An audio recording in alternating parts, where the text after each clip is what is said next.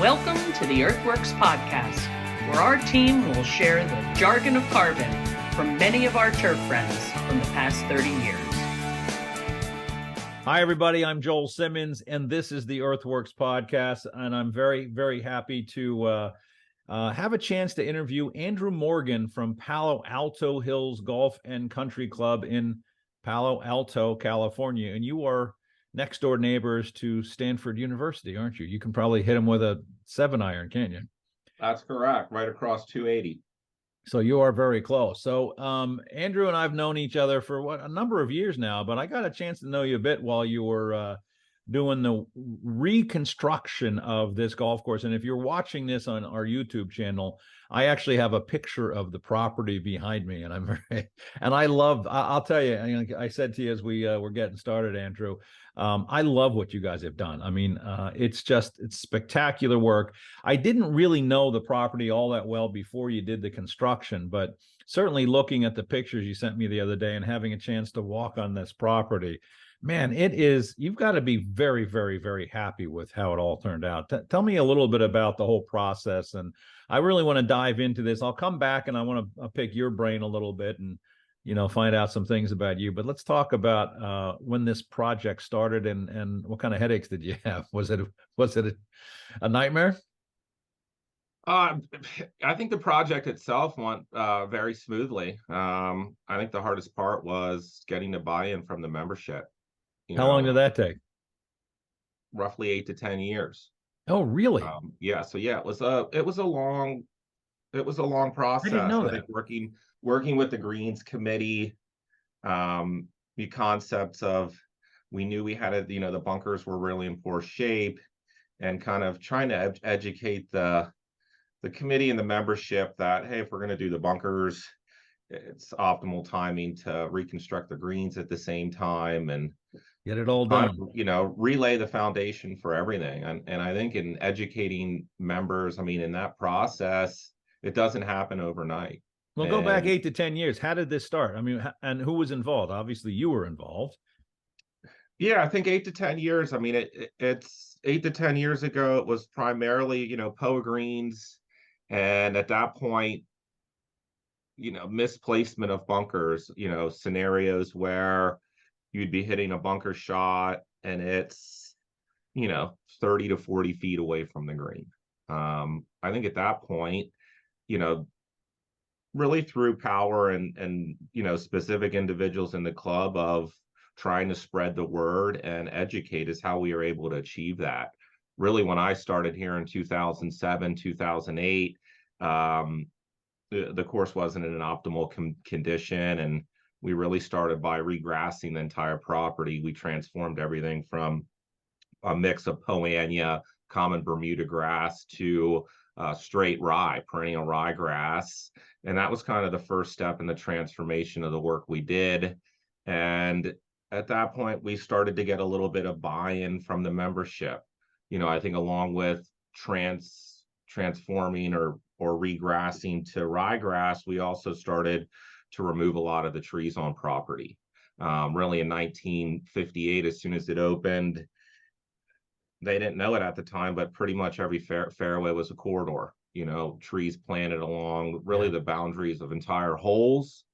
And we all know what happens there. So right, I think by regrassing, that it was kind of, hey, the next thing to take a look at was redoing the bunkers was probably the biggest complaint. And really at that point, it was a 2 or 3 year process to educate and get people to understand, financing's one thing. At certain points, people don't want to spend the money. They're not educated enough to understand what's tangible. So that's really how it got started. So when you took this job in 2007, 2008, did you know there was the potential for reconstruction? Was that part of your goal and hope, or were you promised that? How did that work for you personally? No, I wasn't promised that. I think for me, it was coming out. It was my first head superintendent job. And at that point, I was 26 or 27, and it was kind of a right fit for me at the time. And I didn't, to be honest, know how long I'd be here. I think good. Yeah, very honest. I think kind of walking the property It just initially caught my feel on my first visit to the club. And I think the most appealing part of this property is where it lies. Yeah, It it's it beautiful. borders a Rasta Era preserve. It's roughly 120 acres, and non-work related. My true passion in life is outdoors and being in nature. And I think kind of I didn't know it at the time, but probably that first time that I walked a property, it really hooked me, just because of the setting. Was that Um, the first time you saw the property, or did you know it before you interviewed? no, I never knew it before I interviewed. It was the first time I walked the property, and I think the neatest thing, kind of in my mind, given some of my past experience, was uh, understanding what the potential was for the property. And I think, I'm entering my 17th year now. I think probably one of the greatest things was we started small with ryegrass, and we kind of just got buy-in. People, could see firsthand what was happening on the golf course, and it gave them the confidence, I think, to invest a little bit more. And throughout time, just kind of gained confidence from our Greens committee and really the whole membership to try to bring Palo Alto to, the upper echelon of the Bay Area and make it the best. What? So let me let me ask you this. So you're 27 years old. You're walking this property. What's going through your head? Do you remember back that far? I mean, I mean, Yeah, I think it the had to be main a thing bit. that was going through my head was, the opportunity for improvement. That was Yeah. really what was in my mind. Was, hey, that we could, for me, it was kind of exciting. And really, a superintendent's role, I think the biggest rewards are sense of accomplishment and ability to see change. And that's ultimately why I'm still here. And at this point, it's really just turned into a love for the property, and Yeah. a real honor to be able to take care of it on a daily basis. One of the things that I do know of you, and I can say quite comfortably, is that you do have that passion. I mean, you talk so highly of what you're doing there. And certainly, having gotten to really know you through the construction, you just see the enthusiasm. But I love the fact that, as a kid, I mean, I'll call you a kid at 27, as a kid and a brand new superintendent, you're walking a property that, as you said, had its weaknesses, but you had the vision, or at least the that idea in your head that, man, this thing could become really a diamond in the rough here. I mean, it's just it's primed, and look what you've done. Yeah, I think that's all attributed to, man, just some outstanding people that I've been able to work for previously, that that they mentored me, I feel like, in the proper way, and gave me the skill set to have the confidence to be able to tackle really everything. And then I've been really lucky in the past.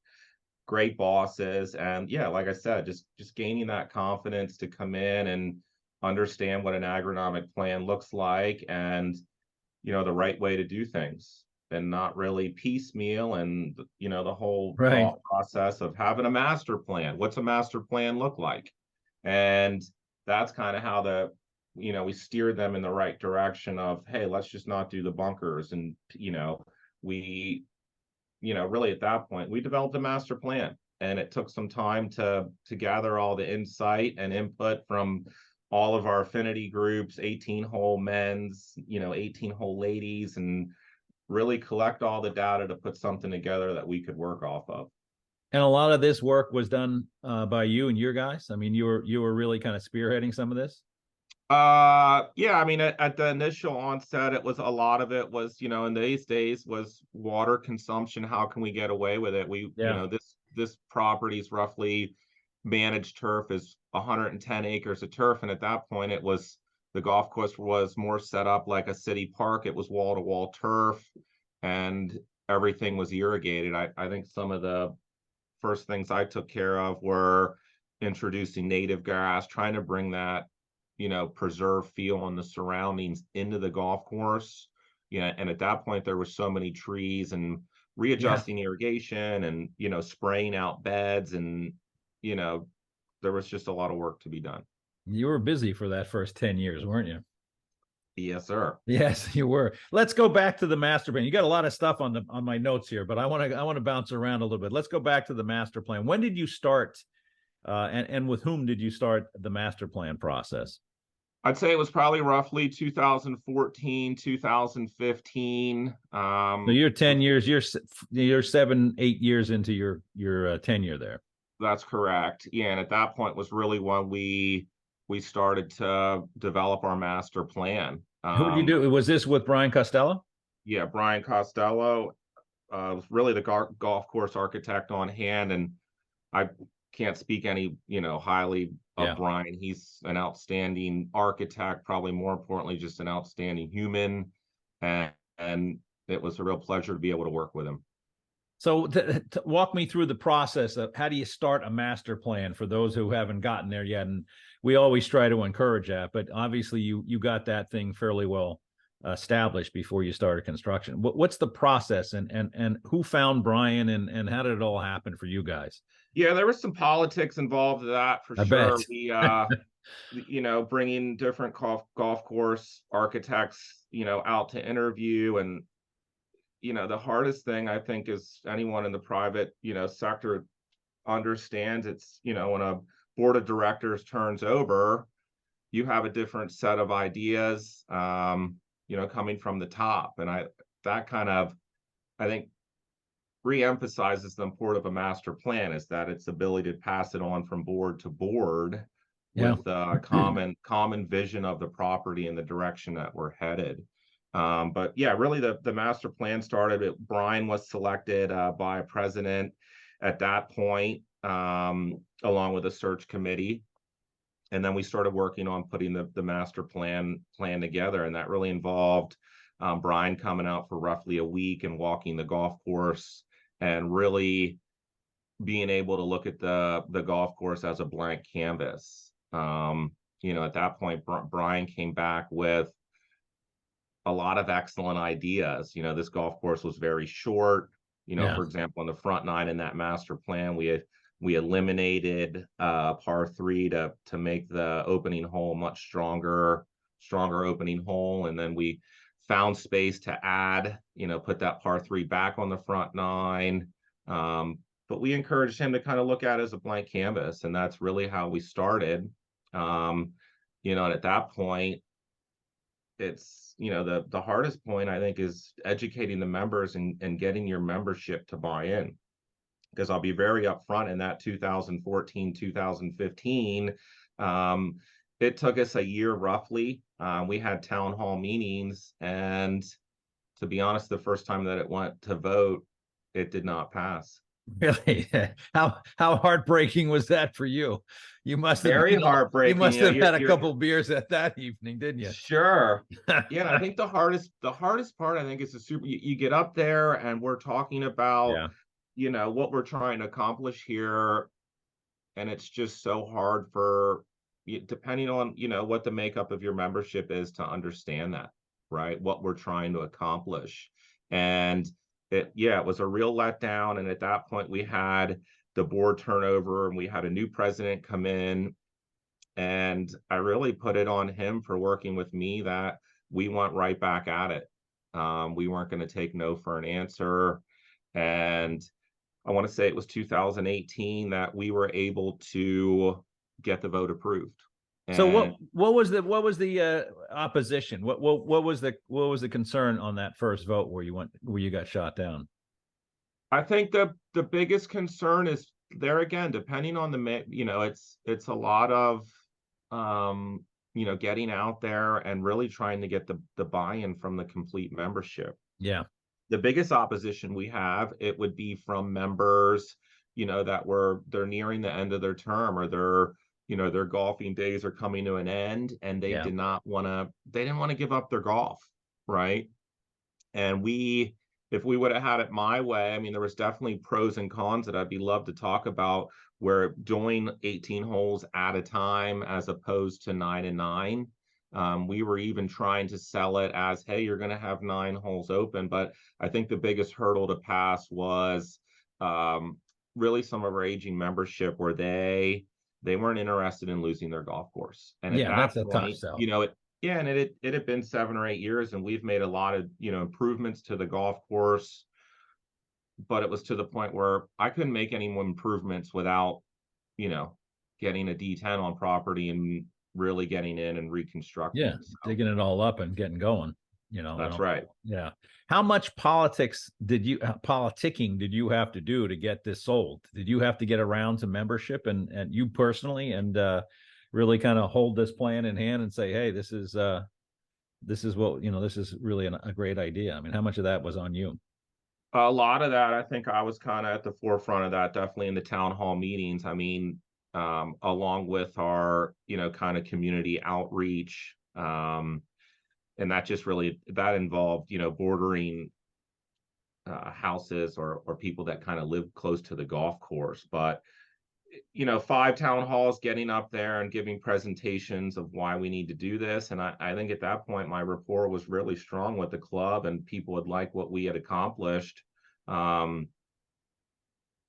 we kind of just needed that president to come in and make it happen. And I give a lot of credit to that board and their ability to be out there and really be politicking and communicating and educating, hey, that we have to do this to take it to the next step. And at that point, it's in looking at a reconstruction that we looked at a lot of surrounding facilities here that you would look at, before they announced a blow up and reconstruction of where their membership sales were at. And it was very interesting. And, definitely 2 larger clubs in the area, as soon as they announced it, that their membership sales didn't go down, they actually went up. When they And announced the reconstruction, when they announced that's the fact you're correct. going to be closed for a year or two. Yeah. And I think once we were able to get that passed, really, with the opposition, the interesting thing is I will always remember. I remember when Frontier Golf showed up on property, and day one, when they showed up, we started the front 9, and ever since day one, we didn't have one complaint about what we were trying to accomplish here. I think Oh, that's nice. yeah, the biggest thing is our membership. They couldn't visualize, like through my eyes, what we were trying to achieve. They just hadn't ever seen anything like that. And as soon as there's 2 D10s and this equipment showed up on property, it was, the overall feeling of the membership, it switched immediately. And at that moment, they could tell that we were really trying to do something special here. So how did you do this? You did this by 9 and 9, or I don't even remember now. Did you do all 18 at once, or did you broke it in 2, didn't you? Yeah, we did 9 and 9. I think that had its pros and cons. I think definitely the benefit of, and we started this, trying to think back. The first year that we did it, we actually started it in September. And we were taking a lot of risk and working through the winter, right? Yeah. And we got really lucky. And looking back now, that the 2 years or the 2 winters that we worked through, we really only had 2 major storms that caused some impact. As opposed to if it would have been this last winter, we received over 45 inches, we would have been in real trouble. Yeah. For those who don't know your winters, that's your monsoon season, really, right? It's when the weather comes and goes and can be pretty drastic. And yeah, you did get lucky, didn't you? But yeah, and I think looking at that, so we had a construction committee that I worked directly with, and there again, luckily the individuals selected that committee were very understanding and would spend a lot of time and kind of looking at the process and the construction of the front 9. And it was great. You're trying to work with a budget, and it was interesting for me. Probably the hardest sell was just working soil profiles. The biggest thing in life that I learned is what shows on top has everything to do with what's beneath. Yeah, I've heard that somewhere. I don't know. Somewhere I've heard that. So, and that was the hardest thing. I mean, this golf course, we had roughly, the previous superintendent, who was outstanding, Mike Garvale, they started top dressing. This course was built on complete clay. They never had brought any topsoil in. And I want to say Mike was top dressing for roughly, more than 20 years. And in that 20-year time period, they had accumulated roughly 4 inches of kind of a top dressing native mix. Yeah, I mean On the fairways. your soils are pretty tight and big. That's right. Yeah, they're And not great. yeah, You know, green yeah, surrounds, you got 2 inches. So by the time July would come, it, it was kind of a nightmare. yeah, And that yeah. was my hardest thing, was trying to sell on the quantities of sand and know how to budget to bring in this sand to be able to completely transform our soil profile throughout the entire property. So you're having agronomic conversations with your board and with some of the members, or you're talking dirt with these folks?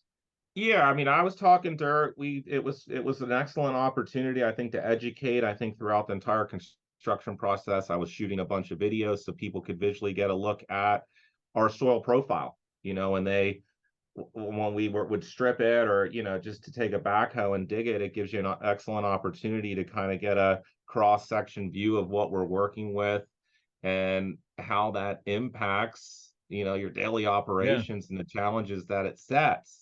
But more to the nine, I think we were able to, and I can get into specifics of how we kind of mixed our native mix and how much sand we brought in. But the real positive in doing the 9 and 9 is when we finished the front 9, people, they got to play the golf course that summer, and it was, a Ferrari to a Fiat. It was night and day. Right. Yeah, And really exactly. that set me up for the back 9 for people to even buy in more. And I'd say the hardest thing is to have an understanding, committee that you're working with, that, they have the trust in you to be able to make it right the first time. Because once your soil's down, you're not coming back 3 years later and, hey, I want to add another 2 inches. Yeah. That 2 inches takes you 10 years, and you have an opportunity to make it right the first time. And I would say that's when we did the back 9. There was really no questions asked, even about the budget. I was kind of able to, we were able to construct the back 9 better than we did the front 9, given the results that we saw kind of through. So that's the pro of doing 9 and 9, is that, but did that change? I mean, would you have done something different on the front 9 if you had, I mean, what would I would have put a little bit. Our 2 final holes, just because of budgetary reasons, they said, Andrew, we're not spending any more money.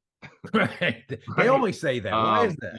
And it was kind of funny, because you would come back, and in that summer, by the time September rolled around, every area that we skimped on, I had to go back and redig it up.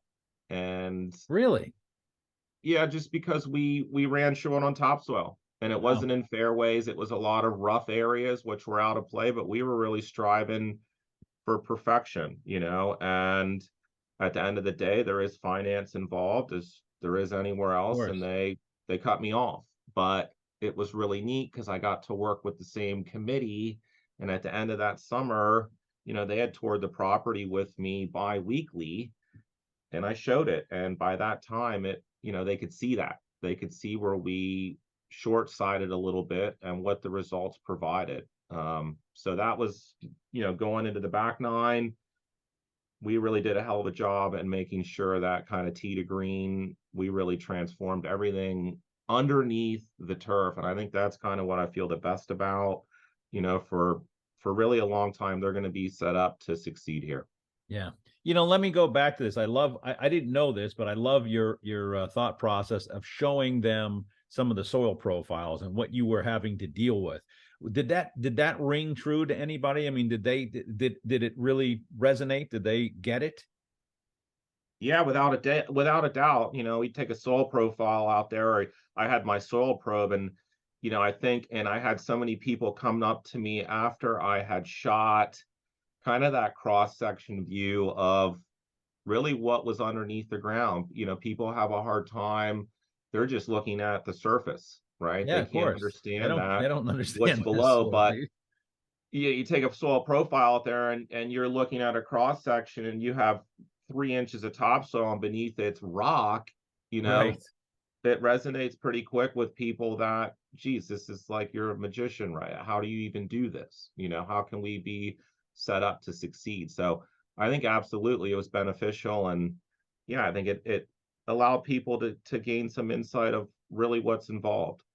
Did they roll their eyes? I mean, what kind of response were you getting when you're showing profiles? I mean, these are people that are probably, don't know, anything about a soil profile, but they not a lot of, it was just a lot more understanding then, I right? love the And idea. I think it it's would be brilliant. lovely for people that, hey, our green surrounds for the first, I could never keep them alive. By the time Yeah. August would hit, we don't receive, natural rainfall here for some 5-6 months. Yeah, exactly. You get to month 4 and I don't care who you are, it's damn near impossible. Yeah, exactly. And where you are, it is. How long was the first 9? How long was it for you to get that open from time you? So we were kind of nice. I mean, we started the first one in September, and I want to say maybe the middle of May, 1st of June, we were up and gone. I think our And they were back opening. playing. Yeah, we were back playing. Oh, that's actually much faster than I thought it was. Yeah. So so they were just playing the other 9 while you were in construction, or were you doing reciprocal programs with other clubs? Yeah, so that was correct. So we had 9 holes open at a time. Yeah. And I would think, if I had it to do again, there were a few things I didn't like. Really, we had to sod the greens, which there was a minor thatch layer brought in with that. Yeah. Greg did a hell of a job though at West Coast Turf, and helping us with that. I would go out there and kind of just keep an eye on it. We ended up growing Pure Distinction, and really we had to go with the sodding just because of obviously degree days and our window to get the golf course open. But Yeah. it was pretty amazing how fast, even in the middle of winter, that those greens would knit. What was that winter like when you were getting that thing growing in? Was that what year? First winter was outstanding. We really didn't have any issues. I kind of near the end there, we had a pretty big rainstorm. I want to say it was 3 or 4 inches, and every time it would rain, I would 2 or 3. It sets you back 2 weeks. Right, everything's There's getting nothing you washed can around. do about it because we're out here looking at the 1st and 9th hole, which were kind of finished and shaped together, and you have bare soil, right? Yeah. And it's kind of sad to watch because the finished shapers are out there and everything looks wonderful, and you're getting ready to hydro seed and you essentially start over. Yeah, everything's got shifted. Talk about the scope of this project. Now, one thing, and let me go backwards a little bit, because I do know, I mean, I had worked with Mike for a number of years before you got there, but you did have a lot of trees on that property. And now you started cutting those down before you even started the master plan work, or what was your thought process on tree removal? That they were my enemy. It made it, made it Yes, they are. really I hard. I hate you. Yeah, I mean, it made it really hard to be successful. Yeah, I bet. I mean, really, because there again, summer would come and they had so many trees on property, and that was one of the first things we do. We started spraying out tree beds, right, and readjusting irrigation because you can't grow grass and roots. I mean, it's common sense. And then from a visual standpoint, it was just very unappealing. This property, it was the more that we cut down the trees, the term I like to use is we were really unlocking the real beauty of the property. I mean, the property itself, that was kind of the selling point. I mean, or that's why I've been here forever. The piece of property, it's just, I mean, it's breathtaking. We're up in the hills. Yep. You would kind of look at the setting and you wouldn't realize that we are in Silicon Valley. But we are. And really what happened in 1958, they planted roughly, I want to say it was about 700 Monterey pines. Oh, really? So it all started as a planting process. It wasn't just native to that area. Yeah, and by the time I was here, the Monterey pines were all checking out. And what, 60, 80 feet tall? That's right. Yeah, and all they were doing was masking kind of your long vistas. We have full panoramic shots of San Francisco. You can see the city from the course. You can you can stand on the putting green on a clear day and you can see San Francisco. Before we started removing trees, you would have none of those vistas. And you would think that you would have, initially there was a little bit of feedback that, geez, Andrew's cutting down all the trees. We hate But him. I would say within 2 years that people started to understand. So it was a win-win. Really, we were improving our turf conditions by eliminating these Monterey pines.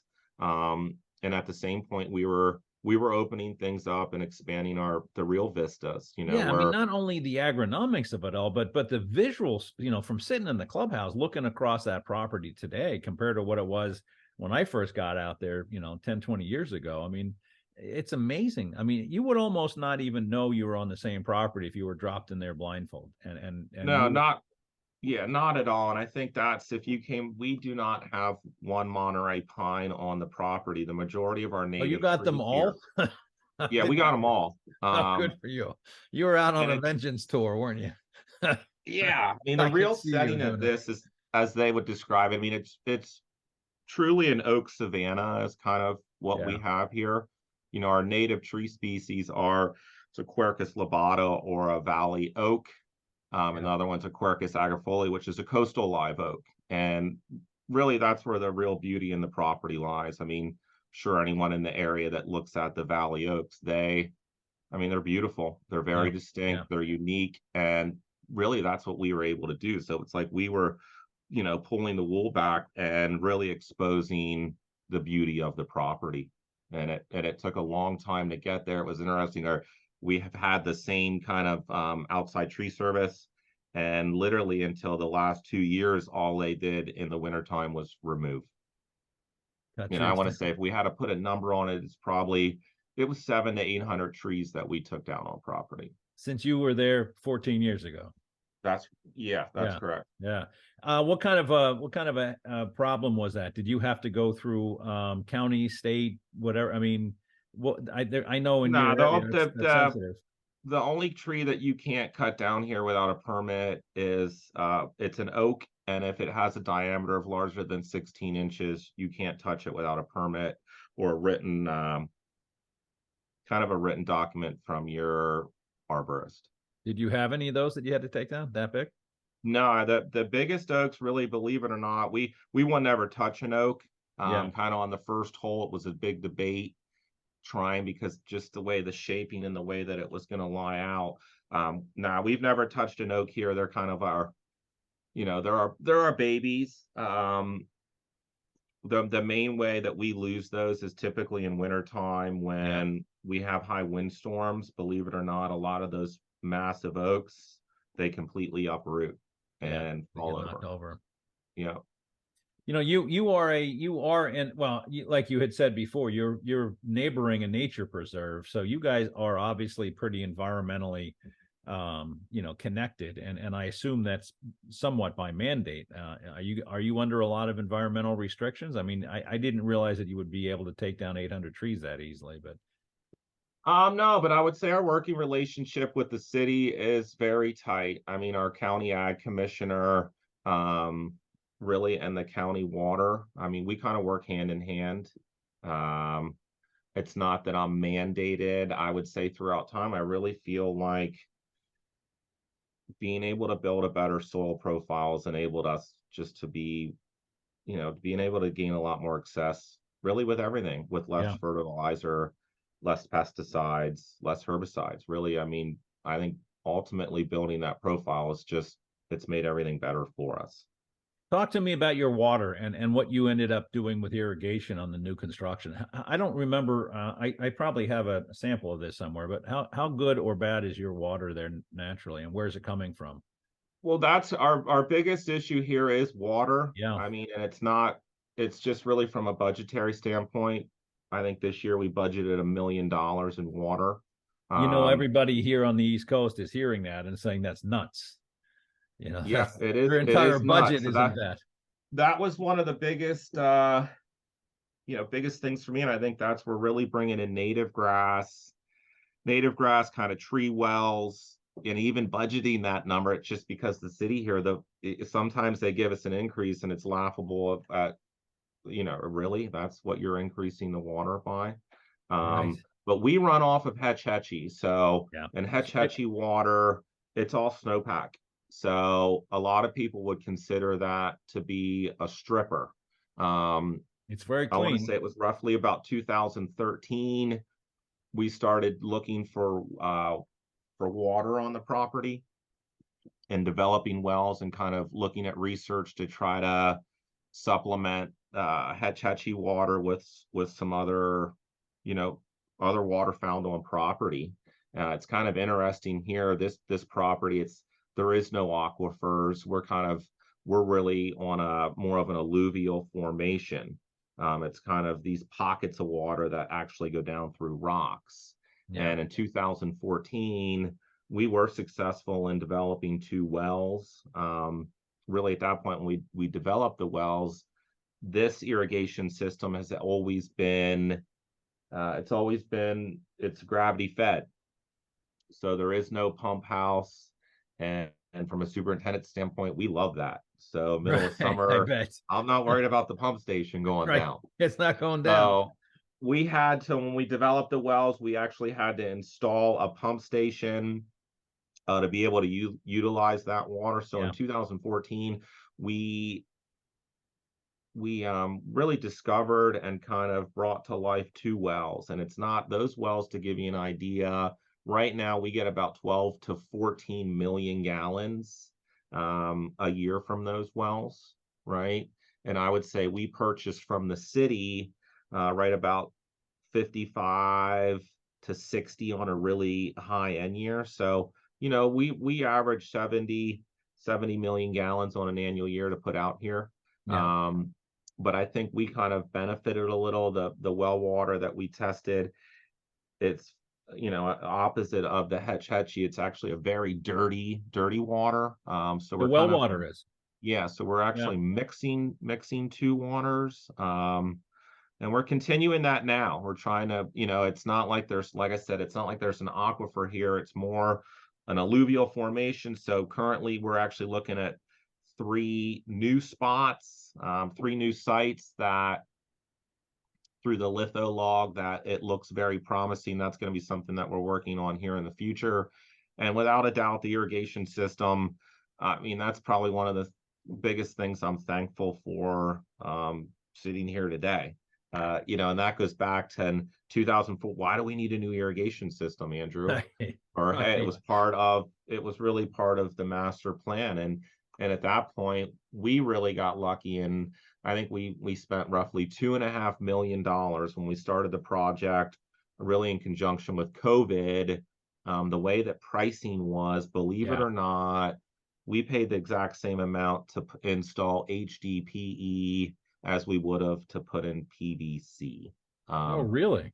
Yeah, so it was, and really the timing of the whole project, we really did well as far as, not hitting that massive surplus in the cost of goods. Well, you're So just below that too. You just came in under the bell, didn't you? yeah, we came in under the belt. It was crazy. Russ Mitchell was our irrigation consultant. Yeah. And I think we budgeted, it was roughly 2.5 million to install a brand new Rainbird irrigation system with HDPE.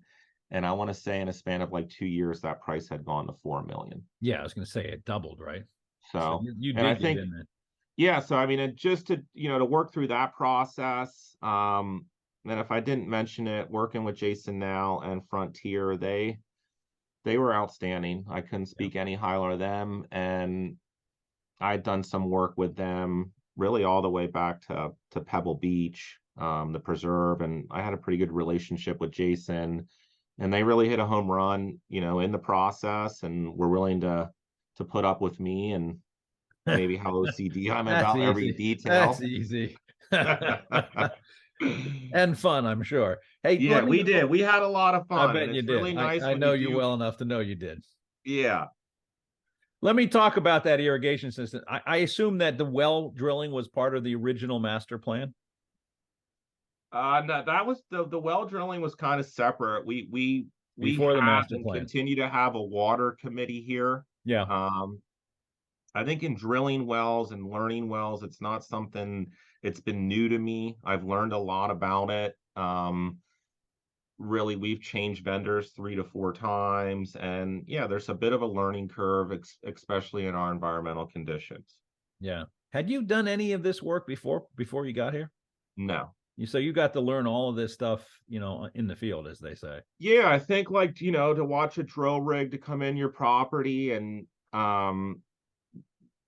you understand that the first well we drilled, it was down to 700 feet, and And the way nothing, that right? I mean, people that are drillers, they're cut from a different cloth. Yeah, they're cowboys, man. They're Yeah, cowboys. that's right. They're Yeah, definitely cowboys, and yeah. we had a lot of fun. And I think in I bet. learning pump systems, and yeah, it's water. It's obviously probably our biggest concern, and it's something that we continue to look to develop and research and become educated on and get better at.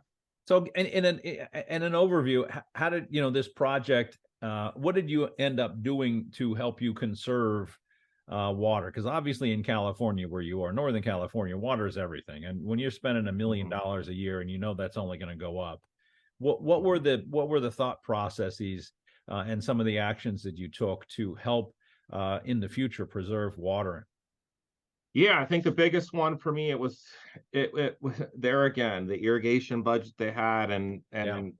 I would keep coming back to our construction committee, and I'm like, hey, there again, front nine, back nine, the positives and that we learned in the front nine is I blew the irrigation budget through the roof.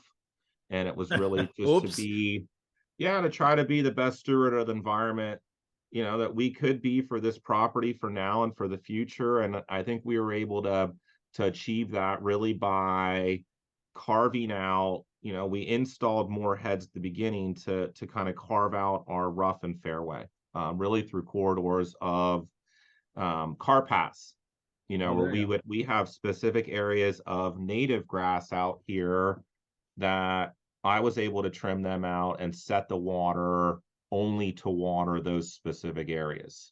Obviously we know uniformity and efficiency is everything. And what I'm able to do is in the summertime is it's very simple in that program just to turn that off.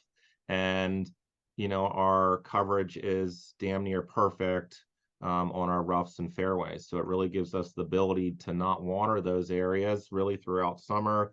So really the only thing that we're watering is what's important, really, tees, fairways, greens, surrounds, Playing really all of our surfaces. Yeah. native on the property. It's trimmed out.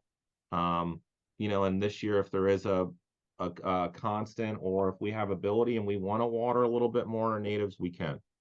Did you have a lot of say in that when working with Brian to kind of shape that to talk water? Was that part of the process between you and Brian? Yeah, without a doubt. I think I was mentioning Brian. I've worked with a number of architects in the past, and I sometimes find that the challenging part is availability. Really, the beauty of working with Brian is how close. Brian lives in Belmont, and I'm not exaggerating in that he was here almost every day. He's on his way Yeah, to coffee and he stops in, right? yeah, to the point where I mean, the relationships that you develop.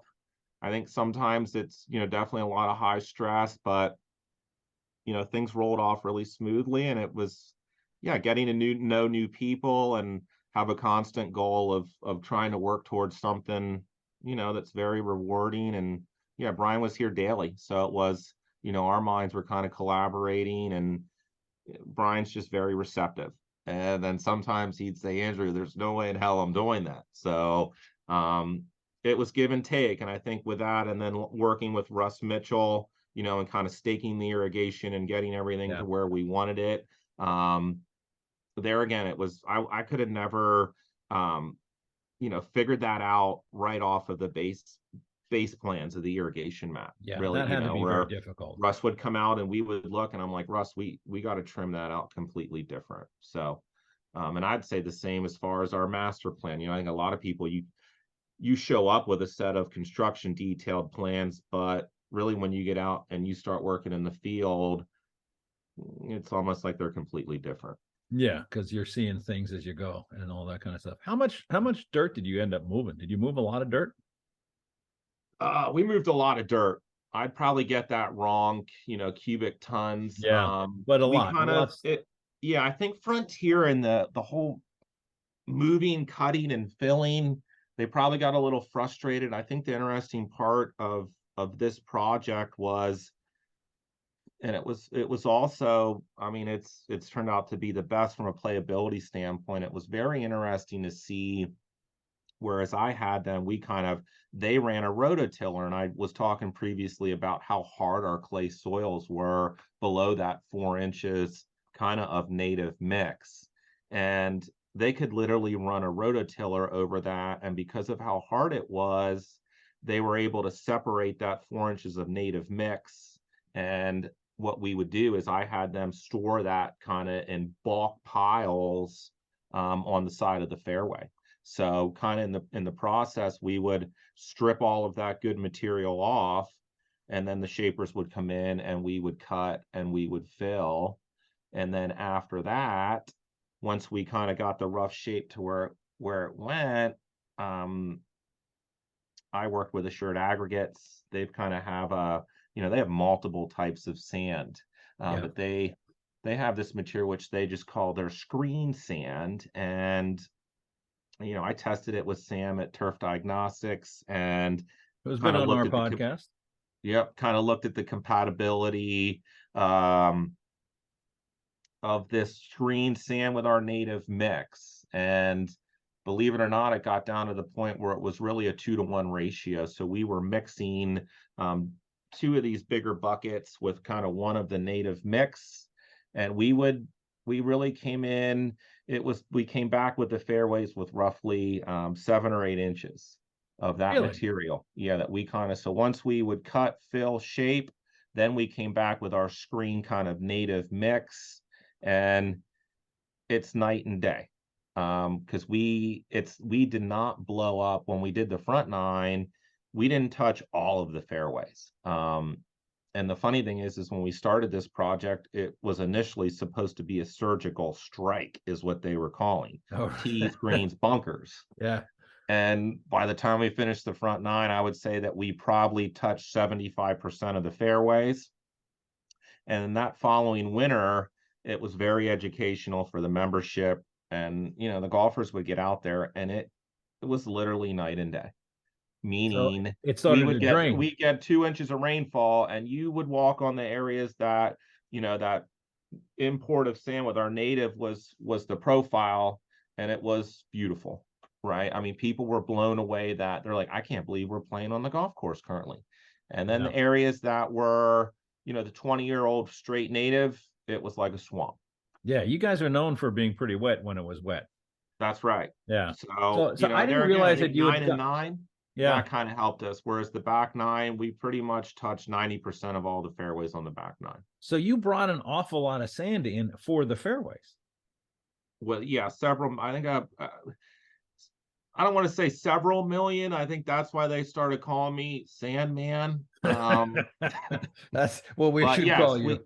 Yeah, we did import, and I think there again, it just felt really, felt really good to work the back 9 and not feel that I was under any budgetary constraints. More of, I just wanted to do the job right. Get it done right. Yeah. So where did that process come from? I mean, that's not very common to bring that much sand in and modify the fairways. And that had to be, you had to sell that, I'm sure. And what was Sam Farrow from Turf Diagnostics telling you about all that? Was it all coming to fruition on numbers in terms of? Yeah, I mean, really on numbers. I mean, I had kind of budgeted because I knew what we were working with here, right? Yeah. And the whole thing was we couldn't take it, nor did we want to take any material off site.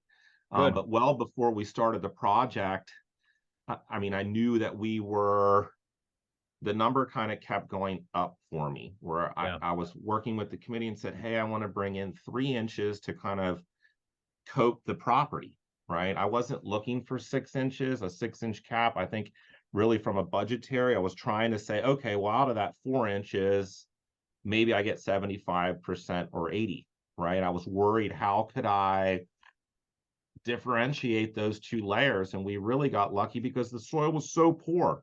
I mean, the clay profile it would literally bounce off it. And we did such a nice job of being able to really remove the top dressing coat with such accuracy that it was really beneficial. That's interesting. Now, has that affected summer at all? I mean, the conditions during the non-rain seasons. I mean, are you running more water, or is it you're Right. drying out faster? What's going on during the growing Well, season? I think with the tees and the approaches, so that was our fairway kind of makeup was Yeah, that, like I said, 20 years of top dressing along with all the organics that in you'd look at the profile and it looked like soil almost. yeah, Um, but we really had budgeted right from the get-go to, we were sand capping 6 inches. We built the tees out of 6 inches of wash sand. And then the approaches as well was an excellent opportunity. It was playability. I mean, looking at the approaches that, you go out now and have the ability to someone hit an approach shot and have it yeah, perform the way that it should. I think right out the gate, the ladies would be like, Andrew, I can't get my tee in the ground, right? Just because really how hard we could get that surface. But yeah, yes, without a doubt. I think that's why you were saying, hey, how's it going? How's it going now, Andrew? And it's better than it ever has, just really from that sense of maturity, giving it a minute to be able to develop a little bit of thatch in there, right? yeah, For yeah. nutrient retention, A little not allow the humus. water to go right through it. And we knew that if you're looking at budgeting, sand capping approaches, tees, that, knowing that first year, second year, summer months, you better be adding water. You're probably Oh going to yeah, put down, I mean, it runs right through it.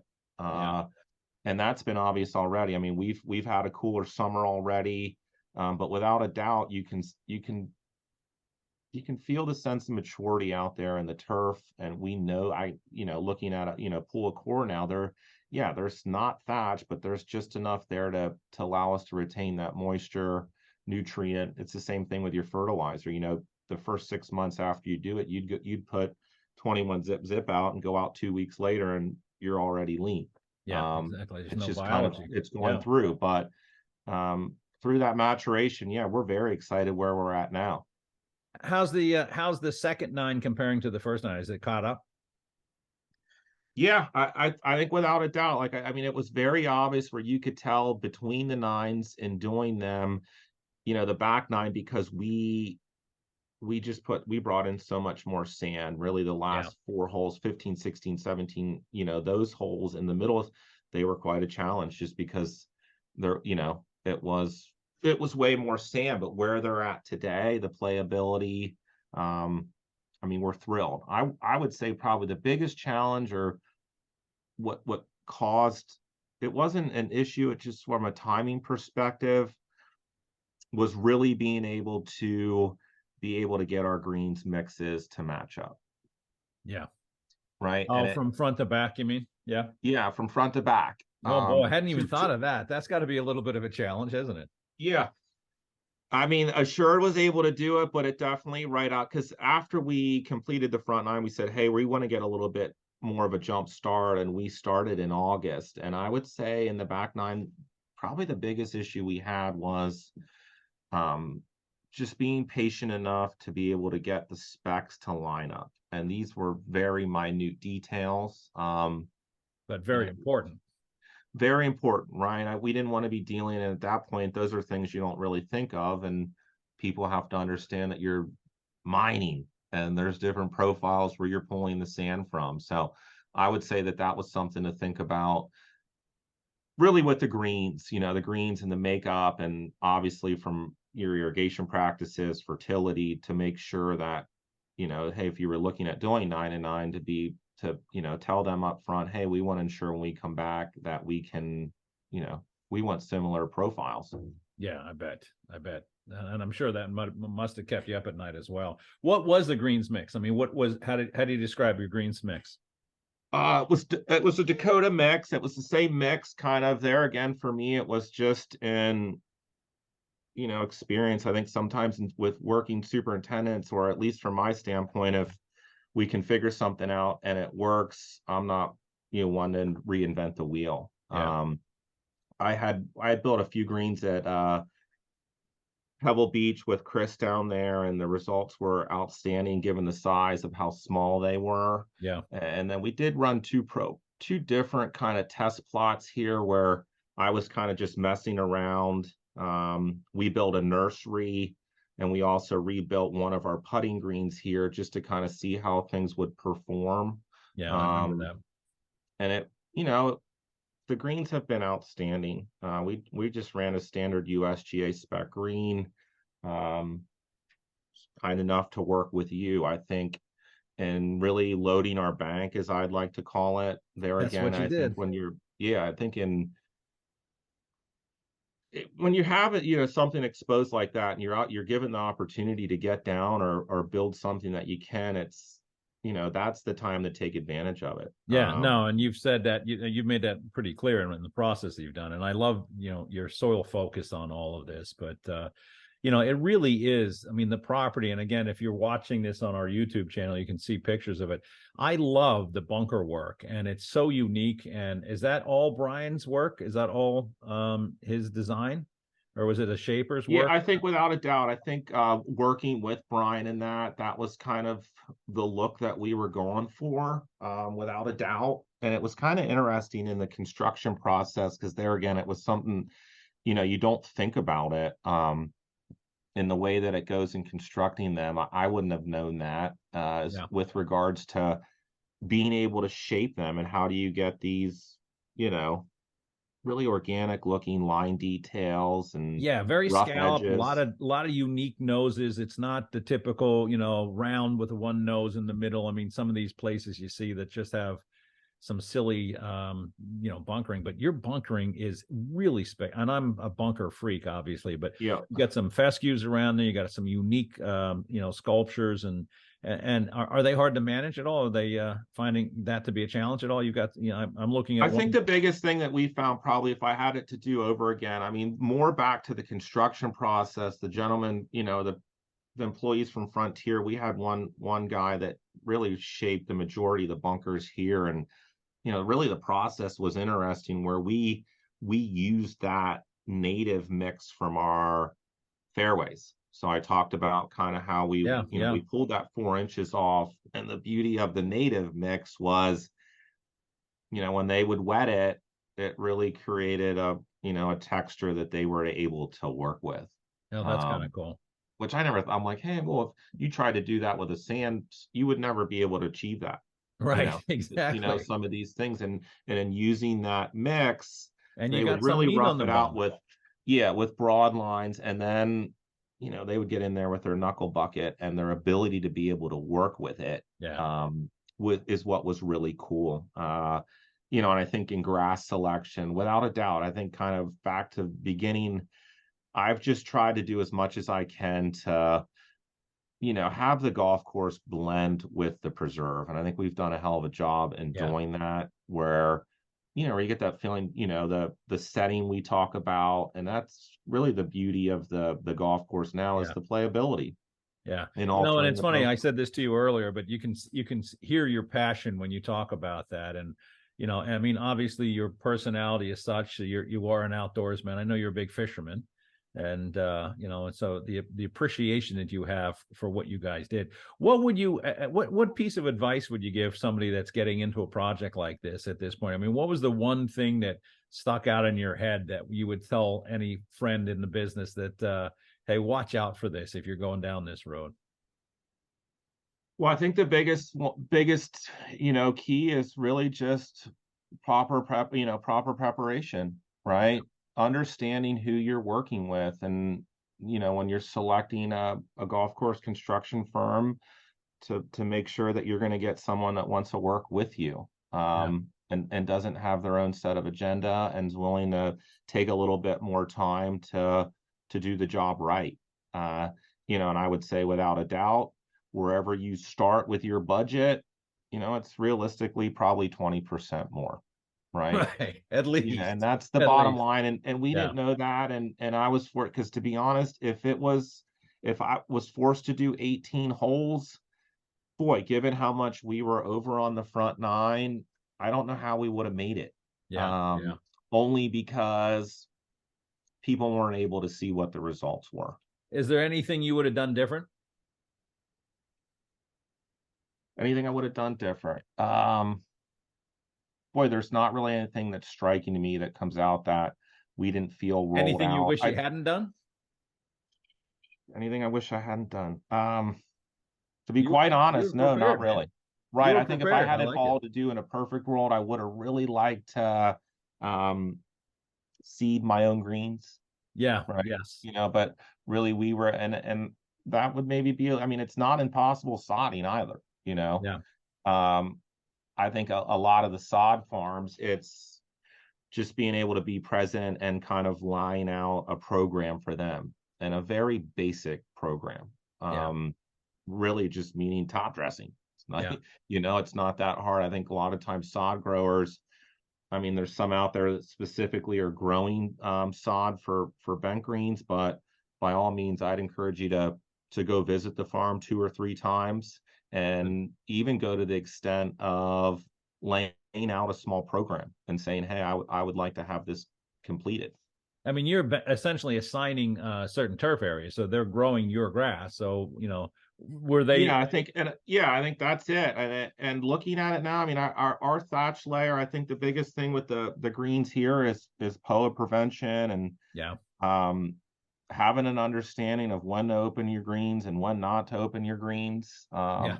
Then I would say we couldn't be any happier with the pure distinction. No, that's good to hear. I think it's a little more aggressive. The density's there, and it's performed really well so far. So you guys were given the Golf Digest's runner-up award for best transformation, which is pretty impressive on this property. Yeah, we take You a should lot be of very pride. proud of that. Yeah, we are very proud of that. I think that's kind of been the neatest thing. It's probably why I've ended up here so long, is a sense of pride, without a Yeah. doubt, and have the ability. I think sometimes as a superintendent, you could get stagnant, and if you're given the opportunity to have an experience like this, it was just very enjoyable. And there again, like I said, to be able to, work through things in life and have sense of accomplishment, and, produce. So you're going to stick with this? You're going to go buy a boat and be a fishing tour guide somewhere? I don't know. I told everyone what's your plan, man? I feel that at some point in my life, I'm looking forward to trying something different. I'm just not ready to do that quite yet. I'm definitely a pro-life type of person where, I know. I mean, this is the only thing I've done my entire life is, been around golf courses, and it's been a hell of an experience. I just, life's life. At some point, you have to take some risks. Yeah, exactly. Well, you did with this property, and it came out beautifully. So obviously, you should be very proud. And I hate to say this, but we're actually out of time, and I'm thrilled that we had a chance to talk. But I got to give you a lot of kudos, man. That place is truly spectacular. That having walked it a little bit after you were done, and seeing the conditions. And now hearing more about it, I didn't know the work that you did in the fairways. I think that's brilliant, and that's something anybody listening to should talk to you about, because that's getting the fairways like that, and especially in a marketplace like yours is just. I mean, you're a soils guy, I mean, I love it. It's a brilliant move, and the results are there now, and you should be very proud. Very much so, and I appreciate you having me on today. Absolutely. And that is the Earthworks podcast, everybody. Please subscribe. If you're not a subscriber, you're not going to hear about cool people coming on like Andrew Morgan at Palo Alto Hills Golf and Country Club. Andrew, thank you so much. I will hopefully see you soon. And first of all, I didn't ask you that, but how was Iceland? One of my favorite places on the planet. It was a life experience. I mean, I'll turn 44 this year, and I'll be it's taking me until I'm 44 to be able to start enjoying life a little, and I'm looking forward to doing a lot more of it. That's right. I reached out to Andrew to ask him to join me, and he was actually in Iceland and responded. I'm like, oh, my favorite place on earth. So I thought that was kind of funny. But Andrew, thank you again so much. I appreciate your time, and hopefully we'll see you soon. All right. Take care.